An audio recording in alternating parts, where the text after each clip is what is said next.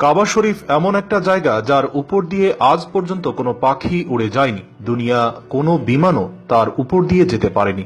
কুদরতি দৃষ্টিকোণ থেকেও তার অবস্থান এমনই যে তার উপর চন্দ্র ও সূর্য অবস্থান করতে পারে না। কোরআন এবং বিজ্ঞান প্রমাণ করেছে যে গোটা পৃথিবীর কেন্দ্রবিন্দু ওই স্থান যেখানে খানায়ে কাবা শরীফ। মহান আল্লাহ রাব্বুল আলামিনের এক বিস্ময়কর সৃষ্টি। মুসলমানদের কেবলা কাবা শরীফ। প্রতি বছর লাখ লাখ মুসলমান কাবা ঘর তাওয়াফ করতে মক্কা গমন করেন। পৃথিবীতে সর্বপ্রথম মহান আল্লাহ তাআলার নির্দেশে ফেরেশতারা কাবা ঘর নির্মাণ করেন। কাবা ঘরকে উল্লেখ করে মহান আল্লাহ তাআলা পবিত্র কোরআনের সূরা আল ইমরানের ৯৬ নম্বর আয়াতে বলেছেন, নিশ্চয়ই সর্বপ্রথম ঘর যা মানুষের ইবাদত রূপে নিরূপিত হয়েছে তা ওই ঘর যা মক্কাতে অবস্থিত। কাবা ঘরটি আল্লাহ তাআলার আরশে মুআল্লামার ছায়াতলে সোজাসুজি বাইতুল মামুরের আকৃতি অনুসারে স্থাপন করেন। হযরত আদম আলাইহিসসালাম ও মা হাওয়া আলাইহিসসালাম উভয়ে আল্লাহ তাআলার কাছে ইবাদতের জন্য একটি মসজিদের প্রার্থনা করেন।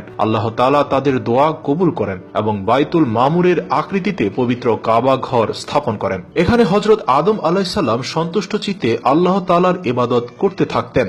এর অনেক তাফসীরবিদের মতে মানব সৃষ্টিরও বহু আগে মহান আল্লাহ তাআলা কাবা ঘর সৃষ্টি করেন। তাফসীরবিদ মাজাহিদ বলেন, আল্লাহ রাব্বুল আলামিন বাইতুল্লাহর স্থানকে সমগ্র ভূপৃষ্ঠ থেকে ২০০০ বছর আগে সৃষ্টি করেন। মুসলিম শরীফের একটি হাদিসে হযরত আবু যর গিফারি হতে বর্ণনা হয়েছে, রাসূলুল্লাহ সাল্লাল্লাহু আলাইহি ওয়াসাল্লাম তার একটি প্রশ্নের উত্তরে বলেছিলেন, বিশ্বের সর্বপ্রথম মসজিদ হলো মসজিদে হারাম, এর পরের মসজিদ হলো মসজিদে আকসা। মসজিদে হারাম নির্মাণের ৪০ বছর পর মসজিদে আকসা নির্মিত হয়। হযরত আদম আলাইহিসসালাম কাবা ঘর আল্লাহর আদেশে পুনর্নির্মাণ করেন। এরপর বহুদিন অতিক্রম হলো, শত শত বছর অতিবাহিত হলো। আল্লাহর বান্দারা কাবা ঘর জিয়ারত করত, আল্লাহর কাছে হাজিরা দিত।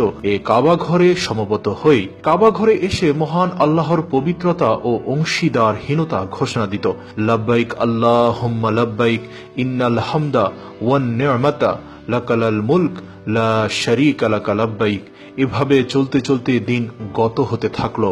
এরপর হযরত শীশ আলাইহিসসালাম কাবা ঘর পুনর্নির্মাণ করেন। দিন দিন একাতুবাদের সংখ্যা বাড়তে থাকলো। এরপর কাবা শরীফ নির্মাণ বা পুনর্নির্মাণ করেন হযরতে ইব্রাহিম আলাইহিসসালাম। হযরত ইব্রাহিম আলাইহিসসালাম হযরত ইসমাইল আলাইহিসসালামকে সাথে নিয়ে কাবা ঘর নির্মাণ বা পুনর্নির্মাণ করেন। হযরত ইব্রাহিম আলাইহিসসালাম কাবা ঘর সংস্কার করে আল্লাহর দরবারে দোয়া করেন, হে আমার প্রতিপালক, আমাদের উভয়কে আজ্ঞাবহ করো, আমাদের বংশ থেকে একটি অনুগত দল সৃষ্টি করো, আমাদের হজের রীতিনীতি বলে দাও এবং আমাদের ক্ষমা করো, নিশ্চয়ই তুমি দয়ালু।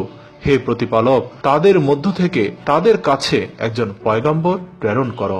অর্থাৎ ইব্রাহিম আলাইহিসসালাম বলেছিলেন তার বংশধরের মধ্যে সর্বশ্রেষ্ঠ পয়গম্বর আসার মিনতি করেছিলেন আল্লাহ রাব্বুল আলামিনের কাছে, যিনি তাদের কাছে তোমাদের আয়াত তেলাওয়াত করবেন, তাদেরকে কিতাব ও হিকমত শিক্ষা দিবেন এবং পবিত্র করবেন, নিশ্চয়ই তুমি মহাপরাক্রমশালী। আল্লাহ রাব্বুল ইজ্জত হযরত ইব্রাহিম আলাইহিসসালাম ও হযরত ইসমাইল আলাইহিসসালাম এর বংশ হতে হযরত মুহাম্মদ সাল্লাল্লাহু আলাইহি ওয়াসাল্লামকে শেষ নবী ও রাসূল হিসেবে পৃথিবীতে প্রেরণ করেন। এরপর কয়েকশো বছর গত হলো, পবিত্র কাবা ঘর সংস্কার করলো আমালিকা সম্প্রদায়। তারপর আরো শ বছর কিংবা হাজার হাজার বছর পরে কাবা ঘর সংস্কার করলো মক্কার জুরহা সম্প্রদায়। আরবের অর্থাৎ মক্কায় যে সকল গোষ্ঠী বা সম্প্রদায়ের প্রতিপত্তি ছিল তাদের দায়িত্ব থাকতো কাবা শরীফ রক্ষণাবেক্ষণের। এই দায়িত্ব পালনকে তারা সম্মানিত ও গর্বের মনে করত।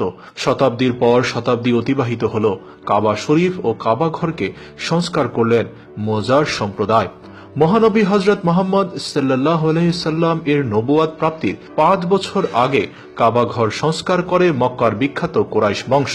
এই কুরাইশ বংশেই মহানবী হযরত মুহাম্মদ সাল্লাল্লাহু আলাইহি সাল্লাম ৫৭০ খ্রিস্টাব্দে জন্মগ্রহণ করেন। কুরাইশরা কাবা শরীফ সংস্কারের পর হাজরে আসওয়াদ স্থাপন নিয়ে মতভেদ দেখা দেয়। সকলের সম্মতিক্রমে আল্লাহর রাসূল কাবা গৃহে হাজরে আসওয়াদ কাবা শরীফে স্থাপন করেন। মুহাম্মদ সাল্লাল্লাহু আলাইহি সাল্লাম জীবিত অবস্থায় ৬৪ হিজরিতে আব্দুল্লাহ ইবনে জুবাইর রাদিয়াল্লাহু কাবা শরীফ পুনরায় সংস্কার করেন।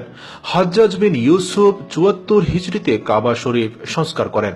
সুদীর্ঘ ১৪০০ বছরে কাবা গৃহে কোন সংস্কারের প্রয়োজন হয়নি, শুধুমাত্র কাবা ঘরের চারপাশে অবস্থিত মসজিদে হারামের পরিবর্ধন, সংস্কার বা সৌন্দর্য বৃদ্ধি করা হয়েছে।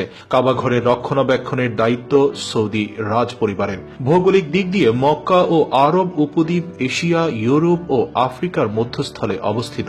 মক্কা নগরী পৃথিবীর কেন্দ্রস্থলে হওয়ায় মহান আল্লাহ কাবা ঘর মক্কাতেই স্থাপন করেন। পবিত্র হজ পালন করতে লাখ লাখ মুসলমান মক্কা শরীফে আগমন করেন। জিলহজ মাসের 8 থেকে 12 তারিখের মধ্যে মূল হজ অনুষ্ঠিত হয়। জিলহজ মাসের 10 তারিখ ঈদুল আজহার দিন।